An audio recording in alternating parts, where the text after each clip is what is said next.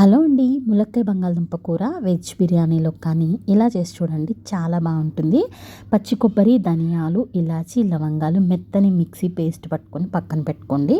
ఉల్లిపాయలు, పచ్చిమిర్చి, కొంచెం ఉప్పు, పసుపు వేసి వేగించిన తర్వాత అల్లం వెల్లుల్లి పేస్ట్ కూడా యాడ్ చేసేసుకోండి. టమాటాలు కూడా పేస్ట్ చేసుకొని పక్కన పెట్టుకుందాం. ఇప్పుడు పచ్చి కొబ్బరి పేస్ట్ అయితే బాగా వేగించారంటే మెత్తని పేస్ట్లా అయిపోతుందండి. మీకు వీడియోలో ఇలా కనిపిస్తుంది కానీ మెత్తని పేస్ట్ పట్టుకోండి. ఆ తర్వాత ములక్కాయలు వేసేసి, ఆ తర్వాత ఇవి బంగాళదుంపలు కూడా వేసేసి, ఉప్పు, పసుపు వేసి కొంచెం వాటర్ యాడ్ చేయండి.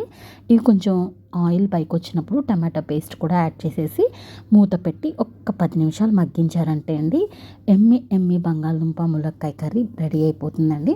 ఇది బగారా రైస్లోకి, వెజ్ బిర్యానీలోకి చాలా బాగుంటుందండి.